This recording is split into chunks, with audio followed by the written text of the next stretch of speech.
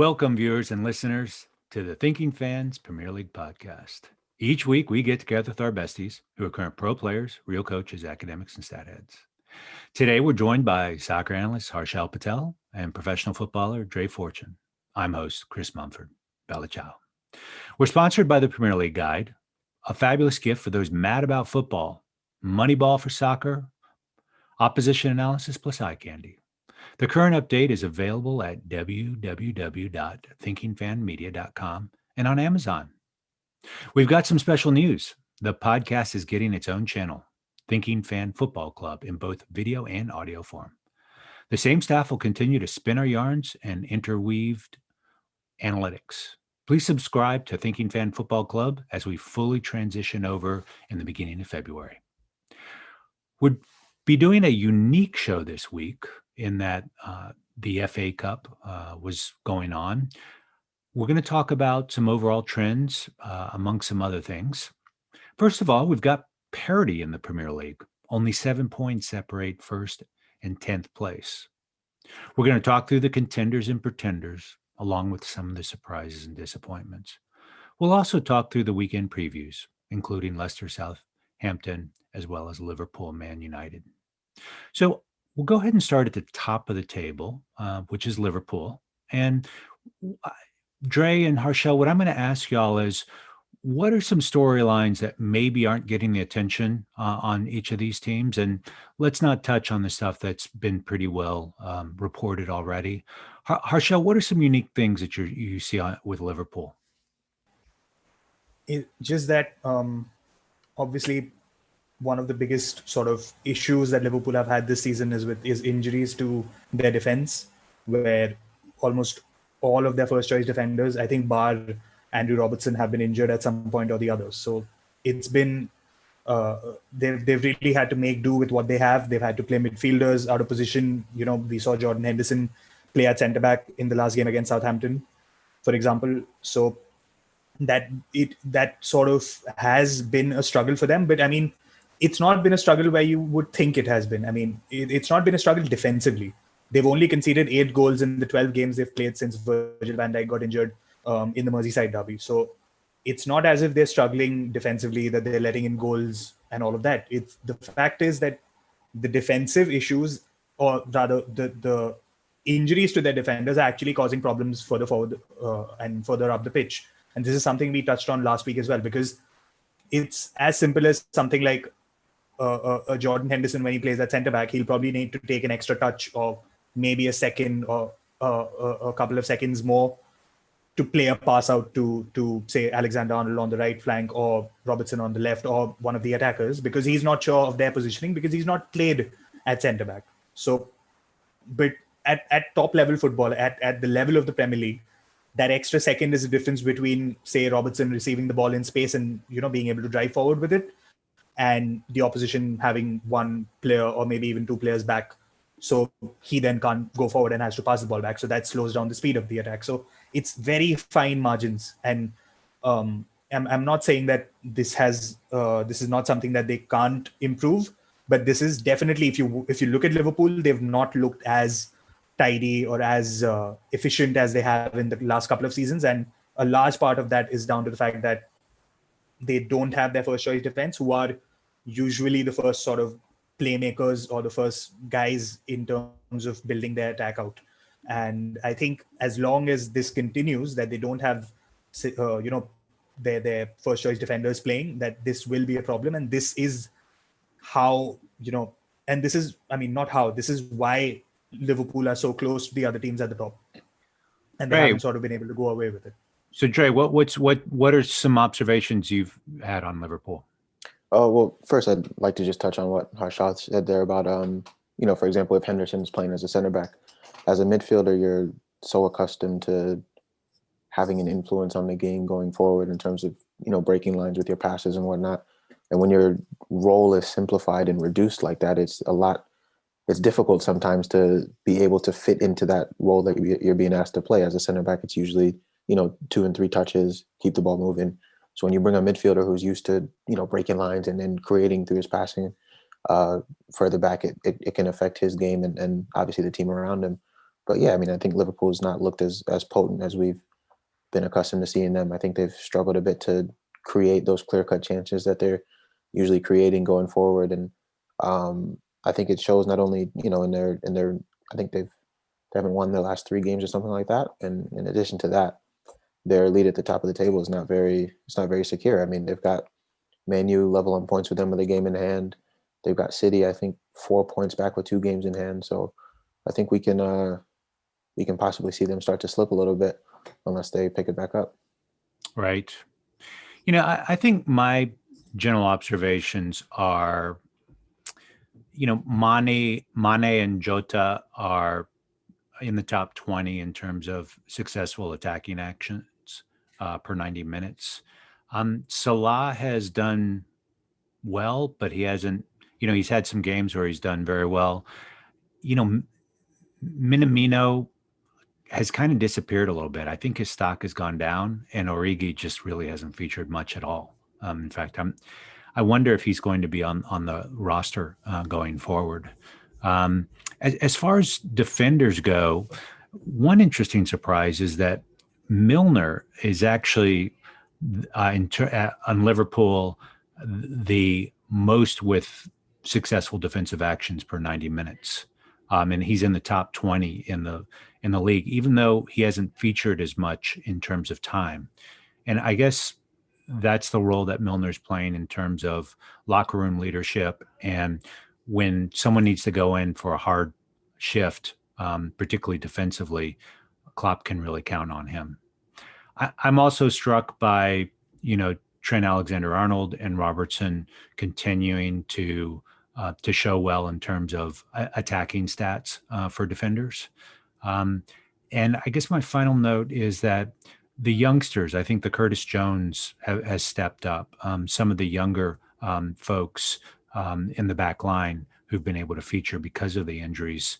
I don't think it's going to be a disaster, but clearly what Harshal's point is right, is that it's not so much hurting them defensively, but just incrementally on the offensive side. So it'll be interesting to kind of see how Liverpool comes on. I personally think they're going to right the ship coming forward. I do think the runs of other teams are maybe a little overplayed still, but I guess we'll find out on Sunday when Liverpool plays Man United. So with that in mind, why don't we have a word with Man United? Dre, what are your impressions with Man United? What observations are worth sharing? Well, they've 100% been on a decent run of form recently. Aside from their League Cup loss to Manchester City, they won 3 in a row in the Premier League, I believe, or something like that, 2 or 3. So they've been getting the results that they've needed, and they've looked stronger and stronger as a unit. Creating chances going forward, very free flowing with Bruno and Rashford and Martial and Greenwood, and I've enjoyed watching them actually. So I think going out against Liverpool, if they can get 3 points there, they're going to be in a really good position, still having a game in hand against Liverpool. And I'm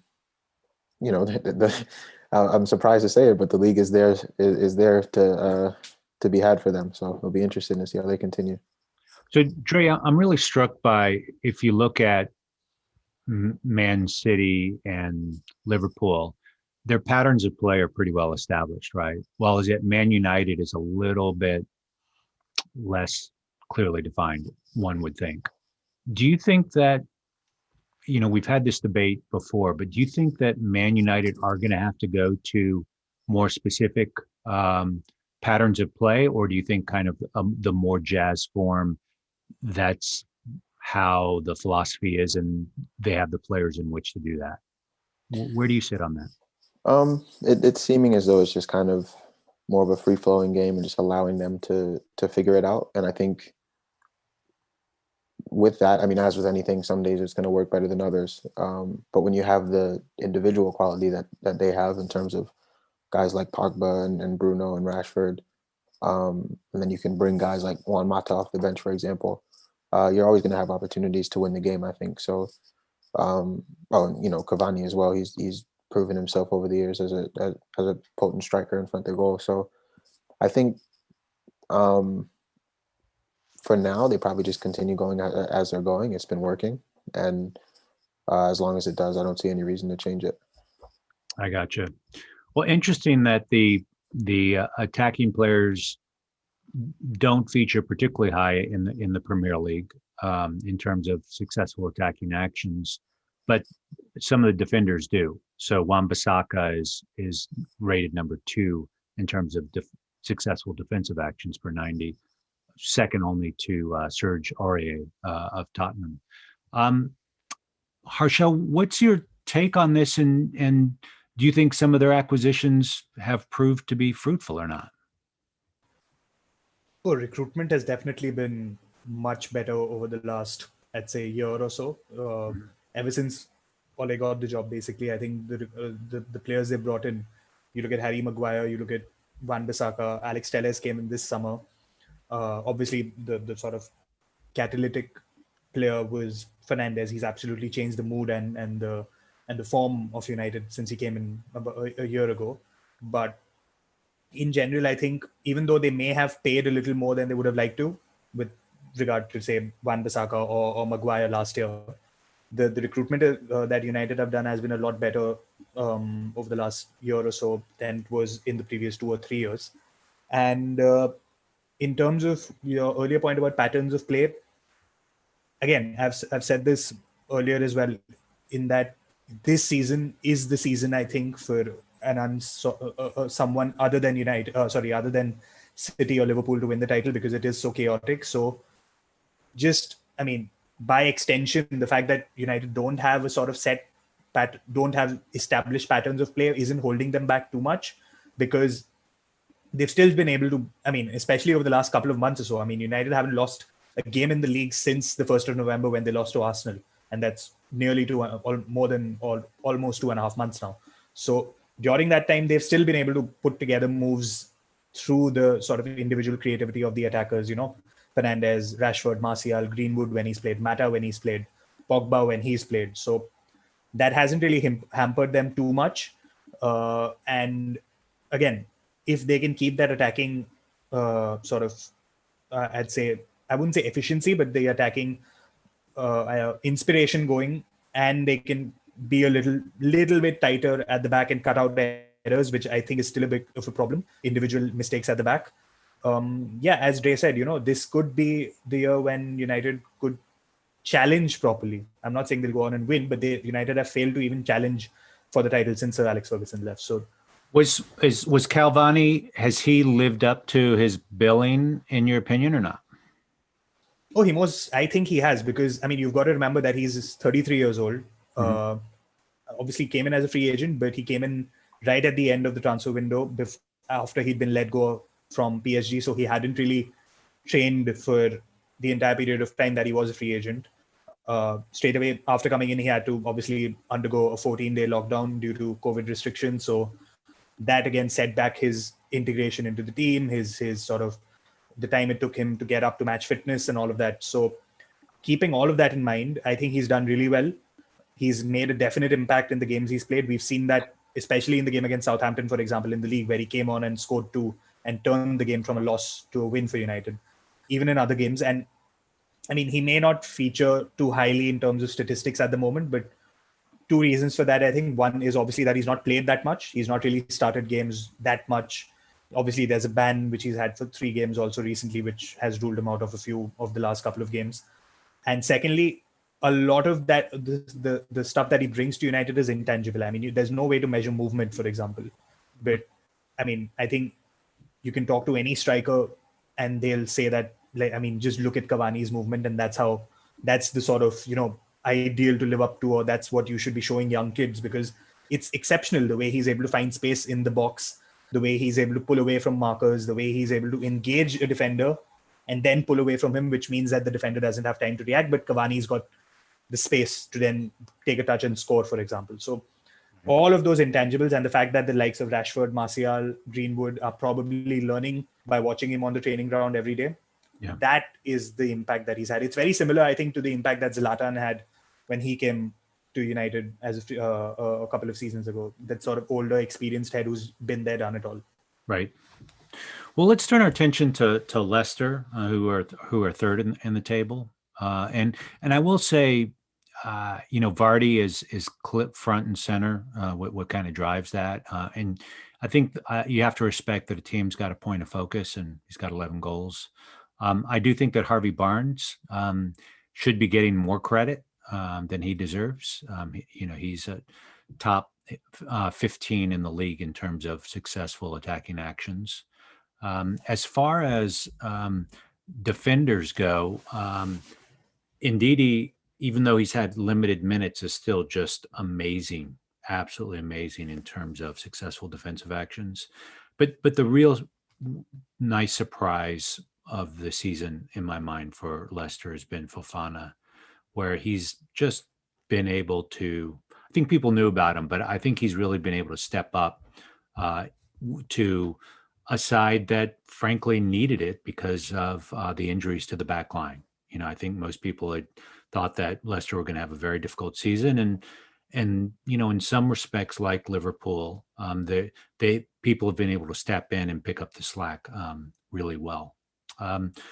Dre, what are your thoughts about Leicester and what they've got going on ahead of them?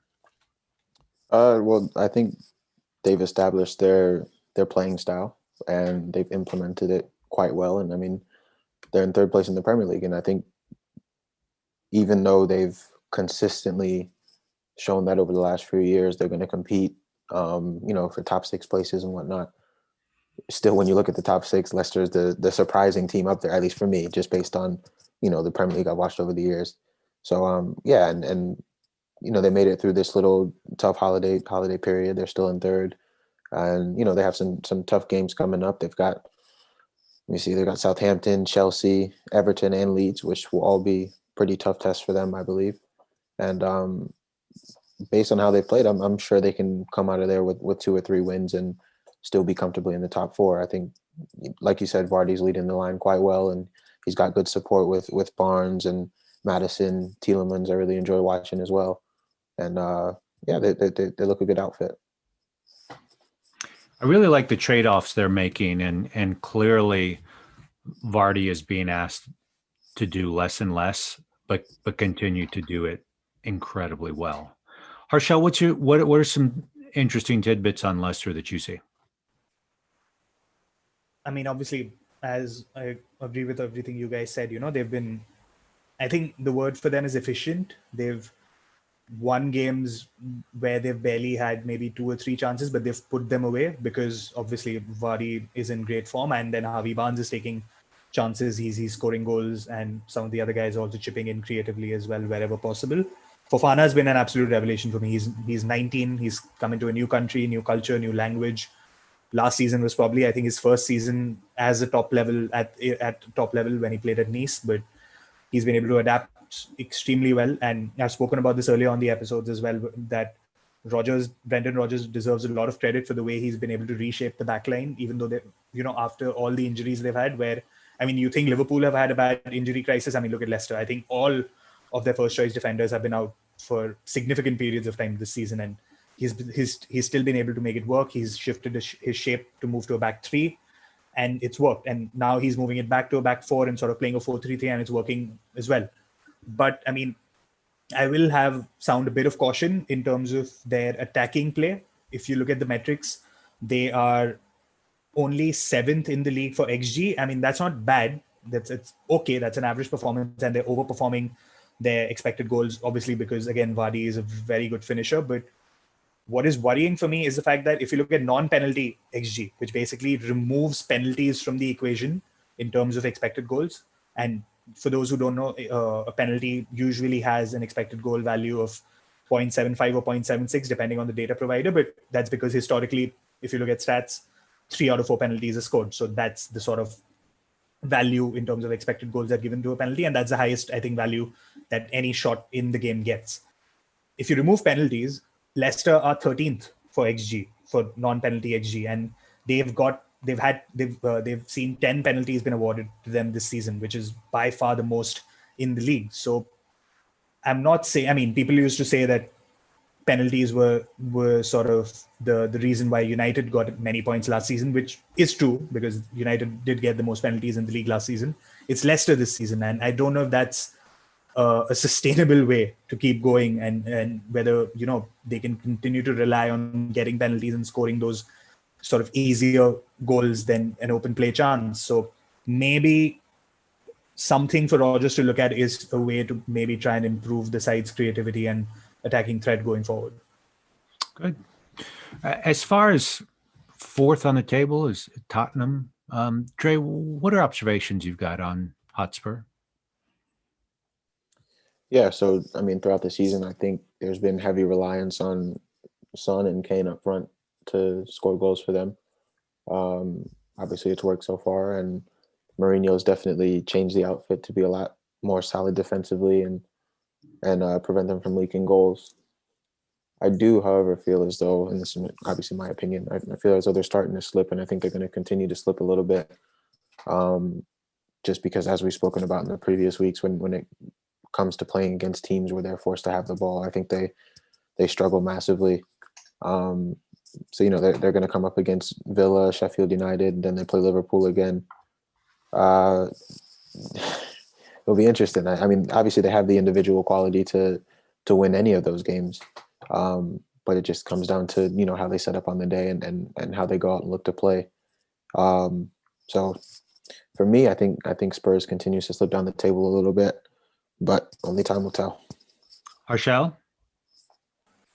Yeah, I mean, if you want to look at it from a statistical point of view, Spurs are easily the team that's sort of most outperforming metrics in the league this season. They're outperforming their expected goals and their expected goals against by the most of any other team in the league, which, I mean, there's two ways to look at it. One is obviously that's a great thing. The fact that you're scoring more goals than you should be, you're conceding lesser than you should be.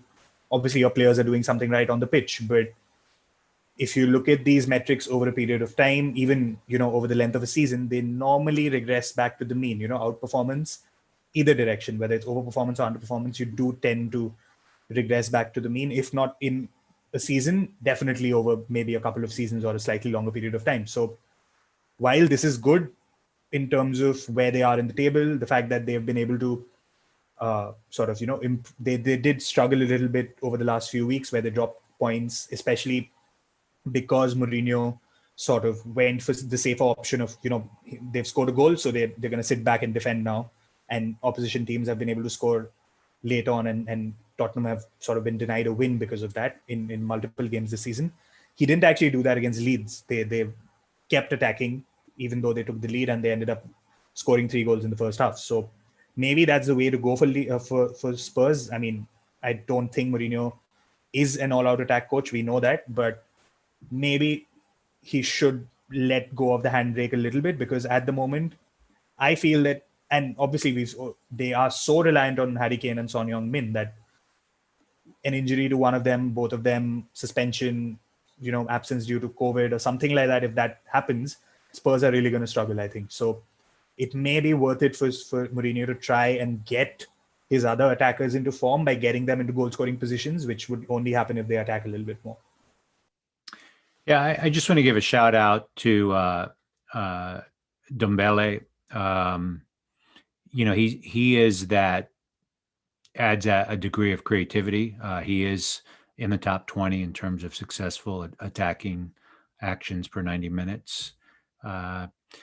Kane and Son, it's going to be interesting. They don't have the Jota to step in after, in the absence of that.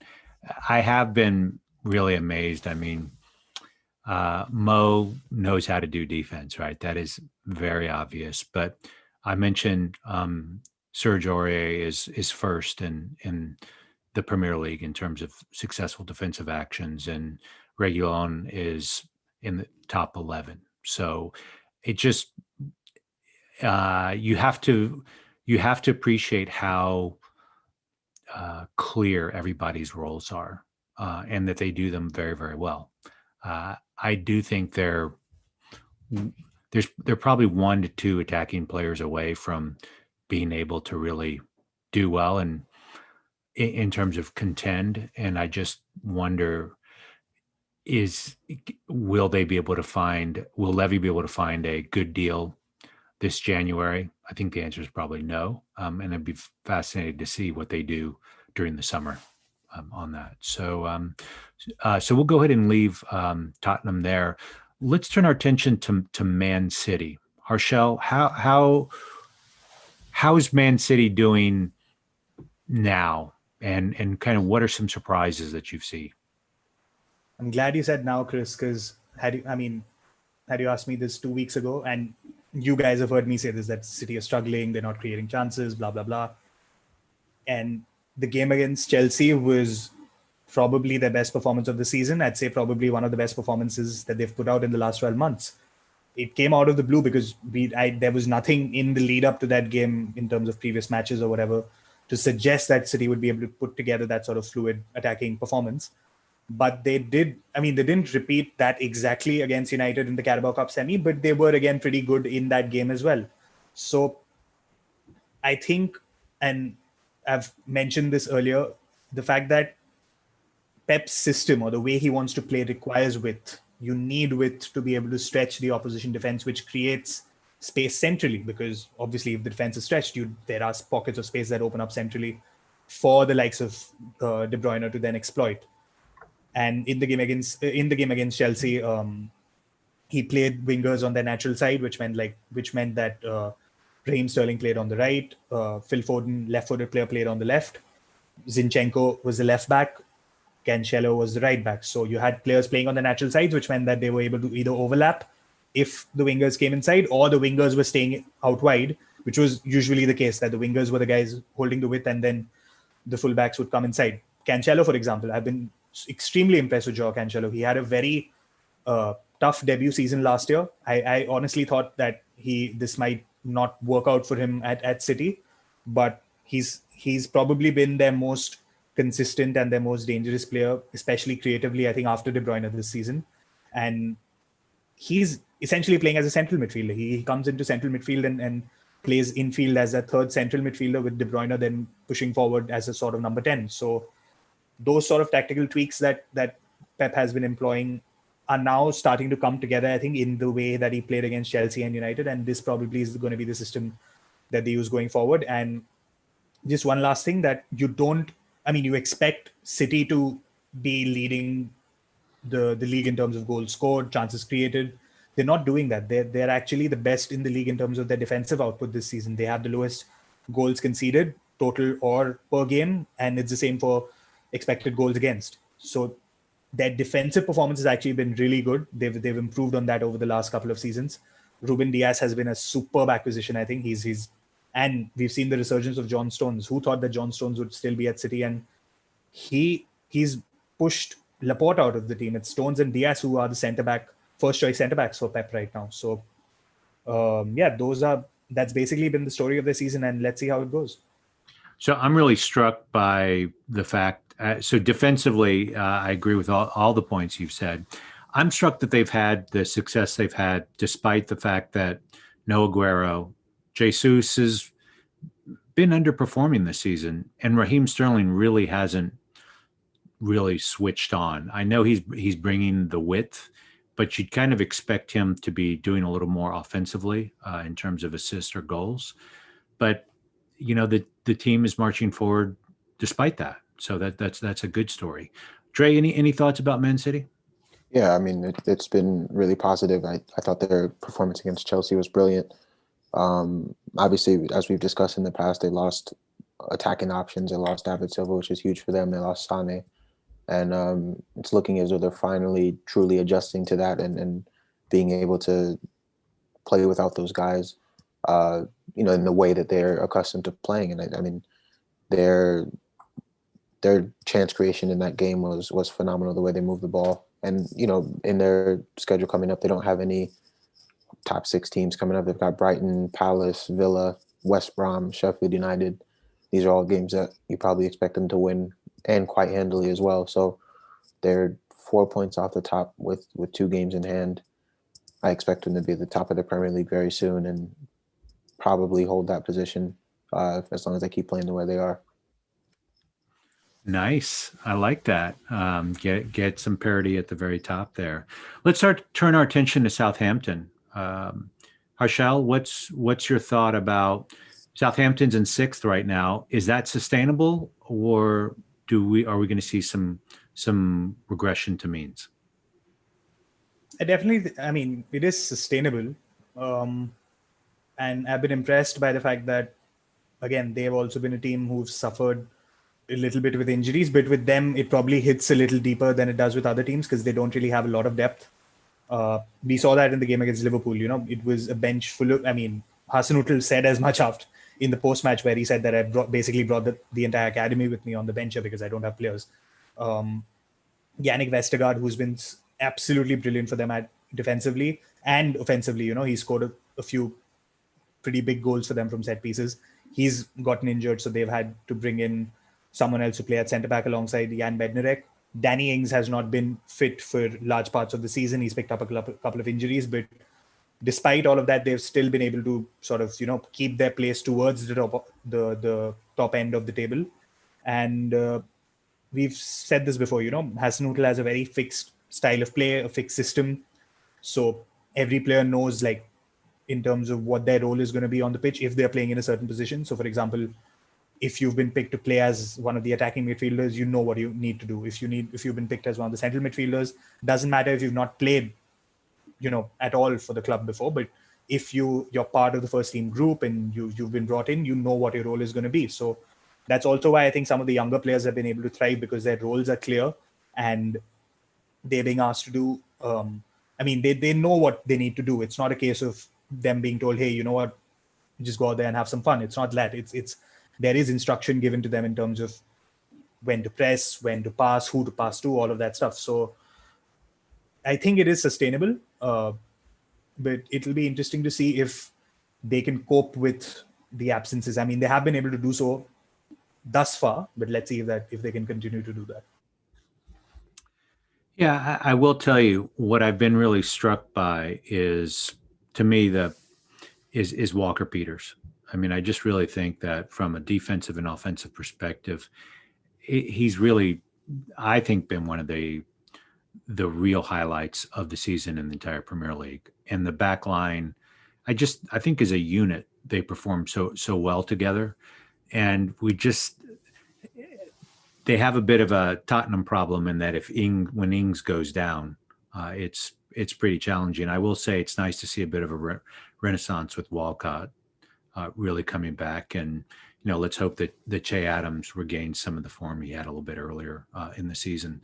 Dre, any take on Southampton? Just quickly, the Liverpool win was huge for them, coming off, I think it was 4 games without a win or something like that. So that was definitely big. But I think it's important to note that there's only 3 points separating them from 10th. So, when we speak about, sustainability and whatnot, I think it's going to come down to the individual quality. And, they've still got teams behind them, like Everton's been strong, Villa, Chelsea's there, obviously. Arsenal, who is picking up now a little bit, and they're only, I think, 6 points behind them. So, they're going to have some tough tests coming up in terms of trying to keep those spots. They've got Leicester, Leeds, and Arsenal in their next 3 games. And I think those will be huge for them in terms of, where they'll fall towards the end of the season. Harshal, what is your take on Everton? Are they coming to form? I mean, they've won 4 out of the last 5 matches.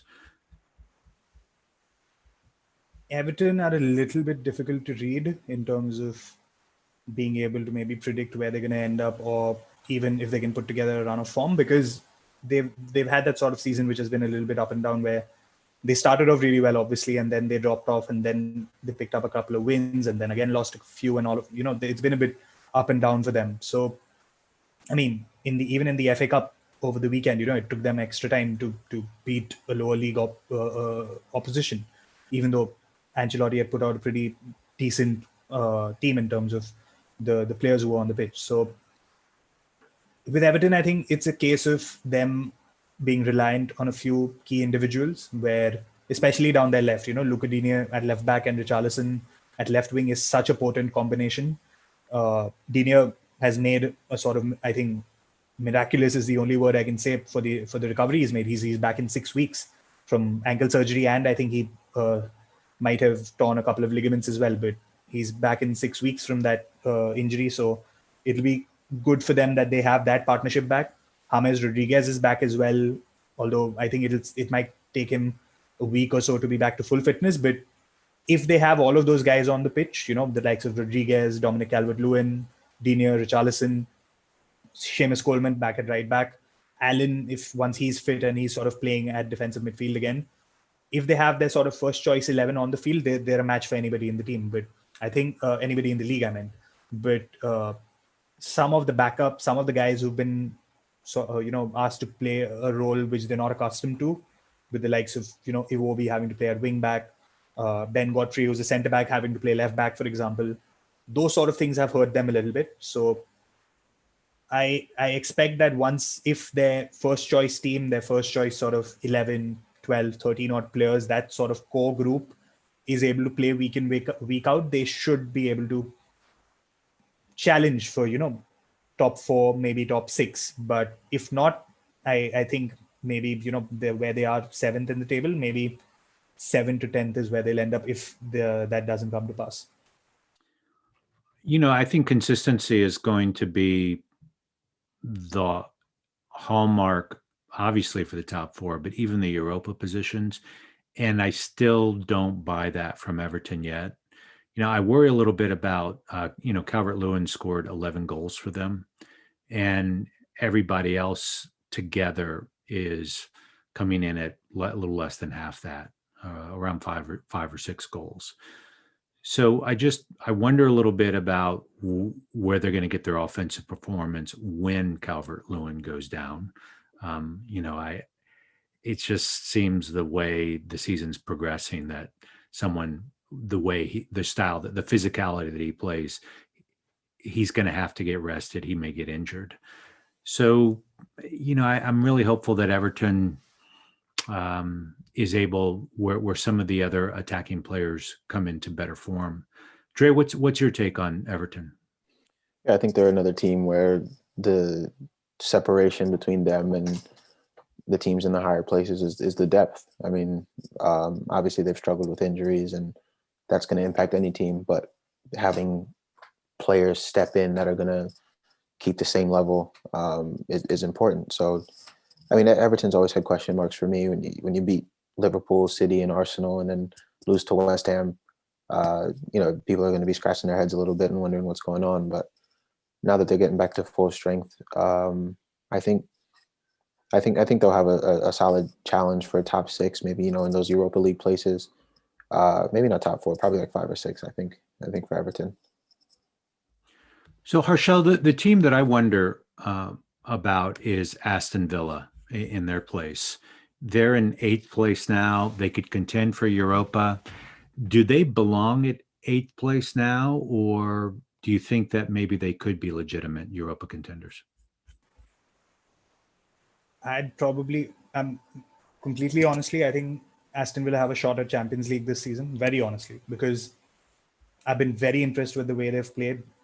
The business they did this summer was brilliant because they brought in players to fill sort of problem spots in the squad who've made the team better immediately. And even if you look at the metrics, they're doing well on a number of metrics. They're one of the best sides in terms of XG. They're letting up very few quality chances as well. So the XGA is great. They're taking a lot of shots, and they're taking those shots from good positions, from sort of closer in the box. And they're the best team from set pieces by far in the league. And one of the biggest factors for that is the fact that Jack Grealish is the most fouled player in the league. So that automatically means that they're winning a lot more free kicks than other teams are. And then they have the ability on the ball, on the set piece itself, with the likes of Grealish to take the free kick, and the likes of Tyrone Mings, Ezri Konsa, Courtney Hawes, the centre backs basically, and even Ollie Waugh, to win duels in the air and score goals from set pieces. So they're pressing really aggressively. They're one of the few teams this season whose PPDA, which is passes per defensive action, their PPDA numbers for this season are lower than that for last season. And with PPDA, basically, the lower the number, the more aggressive your press, because it basically means the number of passes that you allow the opposition to make before you make a defensive action, whether that's a tackle, an interception, a block, or whatever. So given that most teams have dropped off in terms of their pressing because of the physical sort of limitations that will come into play over this year, given the short turnaround we've had between seasons, the lack of a preseason, the number of matches that teams are being forced to play in a short period of time. It's really impressive that Villa are actually pressing more aggressively than they were last season. And yeah, just looking at them, I think they're a much more cohesive unit than they were last time around. They have more attacking firepower, I'd say, because I think they were a lot more reliant on Grealish last season, whereas this season they're the likes of Bertrand Traore, Watkins up front, Ross Barkley when he's back fit again. All these guys are contributing to the attack. Anwar El Ghazi is on a mad run of form. I think he scored more goals this season than on his previous Premier League seasons combined. So all of that put together, I think Villa definitely dark horses for Champions League, in my opinion. Well, that's very interesting. I want to second your views. I hope that Barkley bounces back in that he came out so strong, and I just thought he really added that extra dimension to Aston Villa. So I imagine he's going to be playing an important role if they do make that push into Champions League. I will say that Matty Cash has got two good things going for him. Number one, he's third in the Premier League in terms of successful defensive actions per 90 minutes. And his name is second only in terms of cool sounding Matty Cash to our own Dre Fortune here. So something to be said about cool names in football. How about you, Dre? What any thoughts on Aston Villa? I'm going to disagree with Harshal in terms of Champions League, but not because of their performance. I don't see any team that they beat out. When you look, Liverpool, Man U, Leicester, I think City will have the last one. I don't know what order, but I think that'll be the four. But Aston Villa has been really impressive. I've really enjoyed watching their front three. When they have their first choice lineup, they've shown that they're capable of competing with any team in the league, which is always positive. So, they've gone through a little bit of a rough patch in terms of their fixtures. They just played Chelsea, Man U, and Liverpool, and now they have Spurs, Everton, and City coming up, which are going to be three tough tests for them. And I think if they can come out of that strong, especially missing some of the players that they're missing, I think they'll be set for a good run towards the end of the season. So let's turn our attention to the number 9th team, which is Chelsea. Probably the most sustained head scratcher of the season. That's the title they've won. In terms of individual performances, believe it or not, Hudson-Odoi is ranked third in the Premier League in terms of successful attacking actions, but he's only gotten 363 minutes, while Zet Pulisic comes in next with 742 minutes. So I'm just really impressed by the fact that players that have gotten some of the least minutes have done well, and it could be just because of the teams that they're playing against, but I'm really struck by, and there's been a lot talked about finding that right combination, and Lampard probably still doesn't know what the right combination is. I think we can conclude that Chelsea has sorted out its massive defensive problems this year versus last year. Mendy, the roses come off a bit off the bloom, but I still think he's a top 5 Premier League goalkeeper. And Azpilicueta is a top performer, but isn't getting as much minutes. So Harsha, help us unpack your sense of where Chelsea is. I think we're seeing probably the limitations of Lampard as a coach or a manager, because he came into this job with just a year's experience at Derby County, and that's nowhere near enough preparation to manage a club like Chelsea. It's honestly a very similar situation to Man United, with United appointing Solskjaer. He had experience at the Premier League, but that was with Cardiff City, who got relegated under his watch. And he otherwise managed in Norway, and he did win titles, but that's the Norwegian league is obviously a much it's a much I wouldn't say easier, but the challenge is much bigger in the Premier League, especially if you're at Man United. And it's a similar thing for Chelsea, where they've gone for a club legend, but I genuinely don't think he's the man for the job long term. He's done a great job in terms of stabilizing the club after Maurizio Sarri, although, I mean, I will always argue that Sarri was wrongly terminated. I thought he should have been given more time, and he did really well. He got them the Champions League and he won the Europa League during his time at Chelsea, but he was still fired. But that's a topic for another day.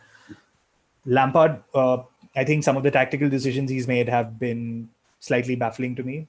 For example, in the Chelsea game, he set out a lineup which would have been good at playing on the counter, and that's what you would expect them to have done against City.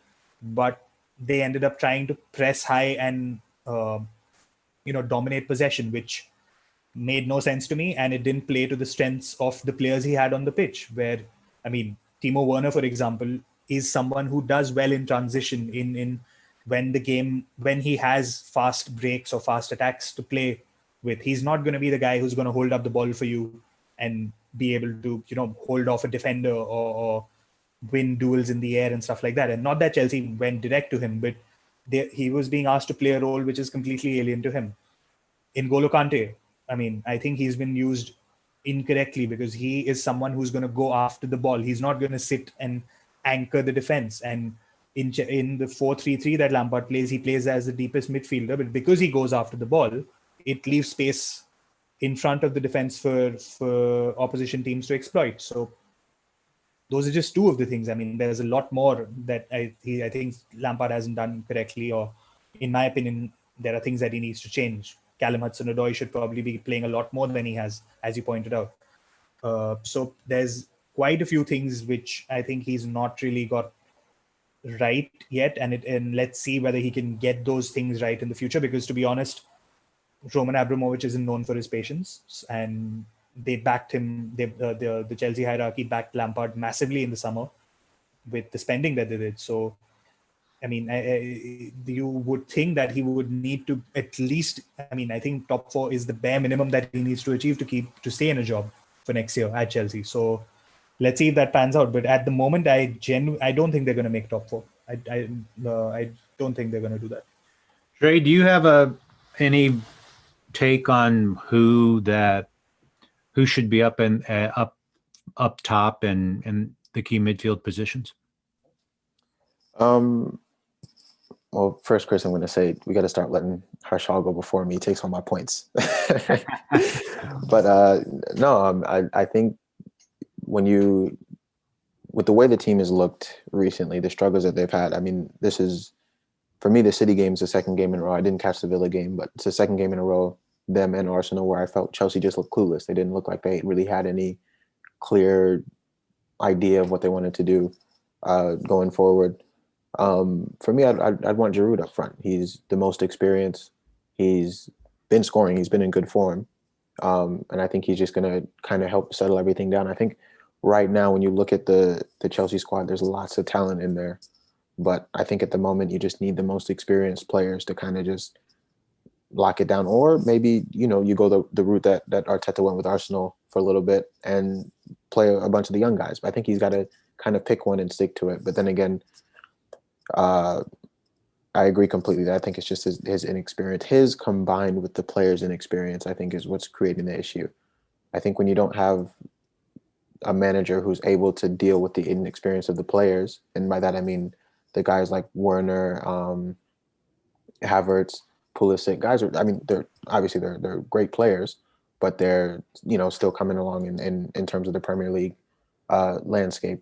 I think without having a manager who's accustomed to that and able to really take care of them and make sure that they're fully understanding what they're up against, it'll be a little bit tough for them. So I expect Chelsea to keep climbing just based off their individual talent and whatnot. I imagine that they'll make it somewhere in the top 6 area, but it'll be tough for them against the better teams for sure.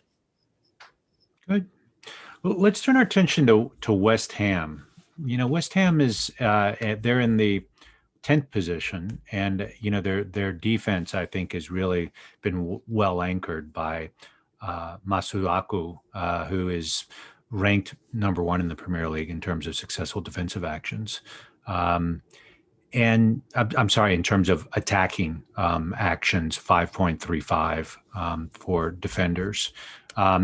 While as yet, from a defensive perspective, they seem to manage well in terms of as a unit, no particular standouts defensively. And as far as their attacking has gone, they've had some injuries. And so Benrahma and Antonio, we just haven't seen as much of them as we'd like to. Will they be able to address that, Harshal, going forward? Because I see a well-constructed team. I just don't see that ability in which to finish. There are a couple games they just weren't able to get over the top or close out. I'd say the jury's still out in terms of whether they'll be able to cope with that, as you said. But I think David Moyes has already done a good job in terms of coping with the absence of Masuaku. When Masuaku was fit up until the last, I'd say, 3 weeks or so, from the start of the season up until then, they were playing a back five with Masuaku as the left wing back and Cresswell, who is a left back, playing as the left centre half. And that system worked really well for them. But since Masuaku got injured, Moyes has been forced to go back to a back four with Cresswell playing at left back. Although I think he did play back five again a couple of weeks ago with kid from the youth academy, Ben Johnson, playing at left wing back. So, I don't know if he'll keep that sort of shape going forward and play Johnson at left wing back. But as you know, I agree. They're a very well-drilled team. They're very different to what they were last season, where they escaped relegation by a bit of a whisker, and they were not really good last season. But I think this season they've come on a lot better. They're putting together better performances on the pitch. They look more determined. They look better coached, I'd say, in terms of their defensive shape, in terms of even the counterattacks that they've been able to mount and the goals that they've been able to score. They look a much better outfit. I've been very impressed with the midfield, which is Declan Rice and Thomas Souček. Rice has come on leaps and bounds. I'll be the first one to admit that I've had major doubts about Rice ever since he's been hyped up as this next big, great young English kid. I'm not saying, and I'm still not fully convinced that he is absolutely wonderful and he's going to change sort of the way England play and be the next big English hope. But he is very good, especially this season. He's done his job really well, protecting defense and then being able to retain possession, but also when needed, being able to go up and join the attack. And Souček, who was signed in January last year, has been a revelation. He scored, I believe, 5 goals in the league this season already, and from midfield. And he's become that sort of, he's very similar to Marouane Fellaini, who was a sort of talismanic player for Moyes at Everton, and he also obviously brought Moyes to Man United. He brought Fellaini to Man United.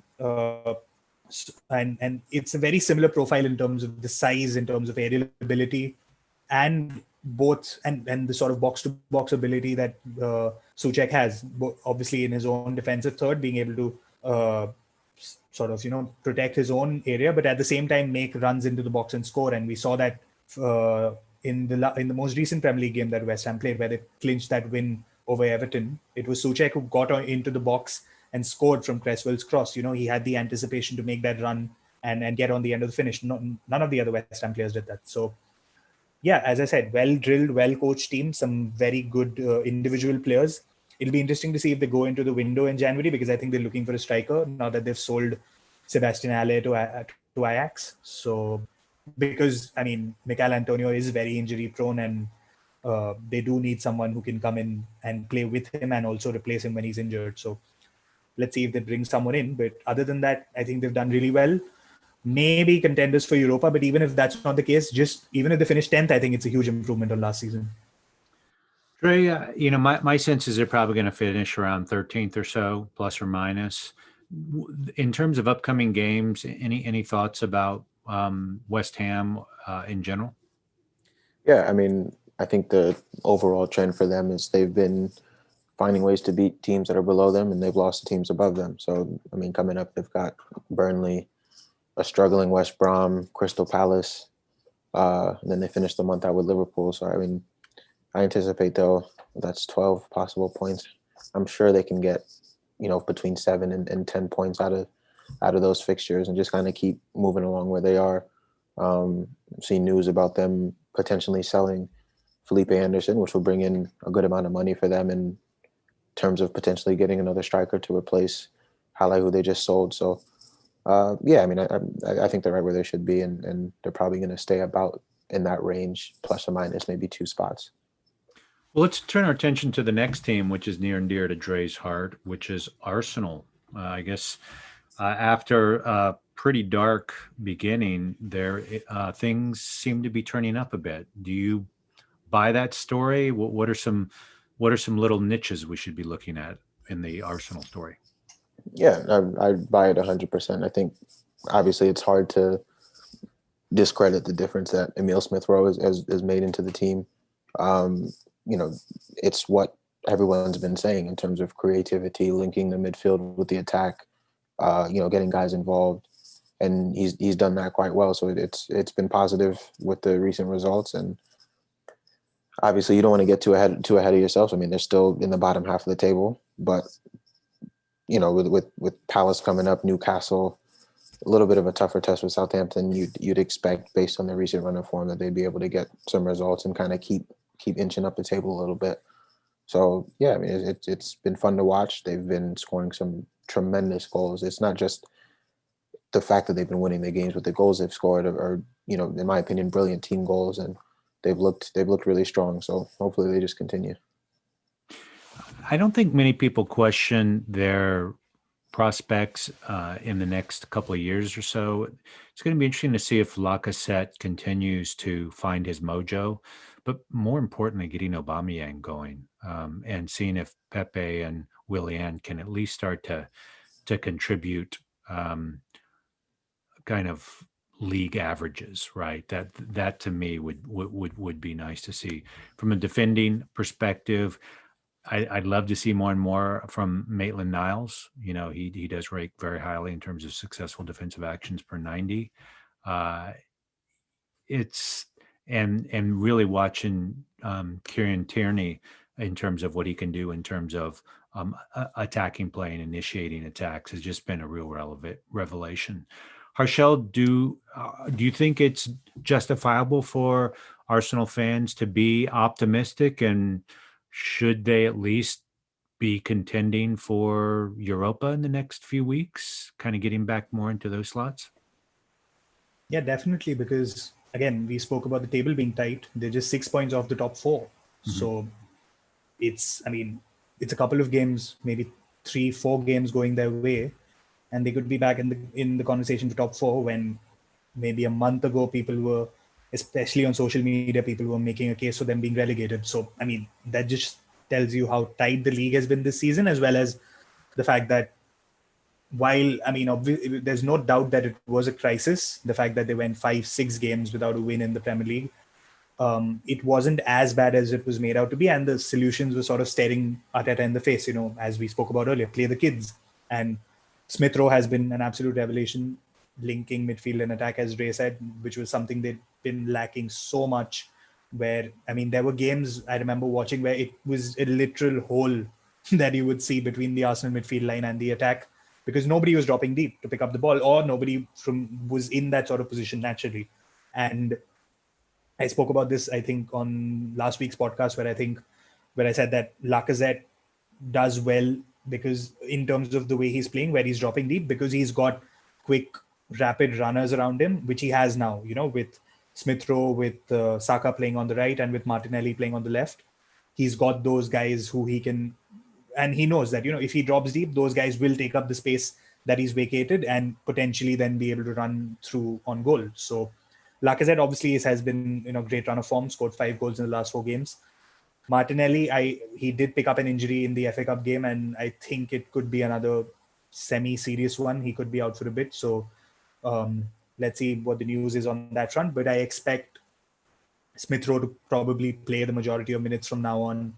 Aubameyang will probably come in and play on the left most games, although I honestly would have made the case for Martinelli, Smith Rowe, Saka, and Lacazette to be Arsenal's four-man attack, and Pepe and Aubameyang to be used as rotation or to freshen things up. But let's see how it goes in that respect. And as I said, I think playing the kids is a good idea at the moment, backed up by the experience that some of the guys have. Arsenal do need to get rid of quite a few players because they're taking up a lot of space in terms of wage bill. Obviously, the big sort of elephant in the room is Mesut Ozil, and rumors are that he's off to Turkey this month, which, if true, is a sad ending to his Premier League career. But I mean, I think that's the writing's been on the wall for a while with that particular case. But there are a couple of others, Socrates. Maybe there were rumors about Bellerin in the summer. I don't think anything will happen in January, but I expect to see quite a lot of outgoing movement, if not in this window, then definitely in the summer as well. Coming back to their prospects for this season, as I said, 6 points to top four, definitely I think in Europa League contention, and it just needs a few results to go their way and they could be back in the top four conversation as well.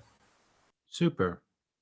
Well, we have some other teams we're going to deep dive on in the next podcast, but we wanted to wrap up this podcast by doing a few previews, including the Leicester-Southampton game.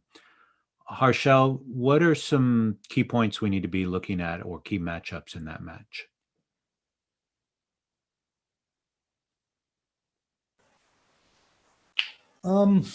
This is going to be a team, not a team, I mean, this is going to be a game between two pretty, I wouldn't say evenly matched teams, but two teams who there is a potential. I think this has the potential to be a draw because it's one of those where, in a good way, the fact that both these teams, I think, are much better than the sum of their parts, especially Southampton. I mean, you wouldn't think Southampton do have some very good players, but I think it's the collective and the way they play and the tactics and the system that Hasenhüttl has imposed that has led them to be pretty good this season. And it's a similar case for Leicester, although I think obviously Leicester have man for man probably better players.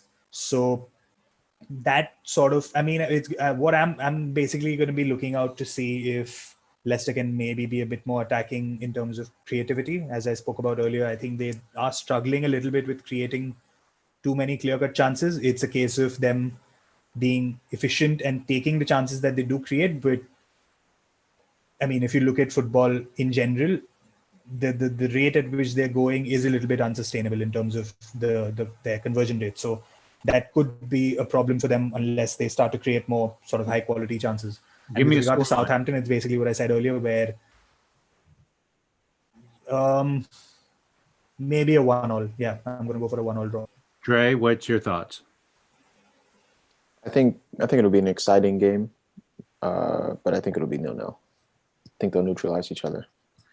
I'm inclined to go with a 1-1 or 2-2 are the two possible outcomes that I see. I don't have anything particular new. I just think that Barnes, Maddison, Dembele, those are going to be kind of the X factors to see if they can get Vardy freed up for a goal or two. Let's turn our attention to the Liverpool-ManUnited matchup, which I think everyone is very excited to see, unless you're a Chelsea or a Man City fan. Dre, how are you going to unpack this game? What are some key matchups you're going to look for? I think it's just going to come down to the middle of the field, really. And as well as, I mean, we spoke about Man U's defense.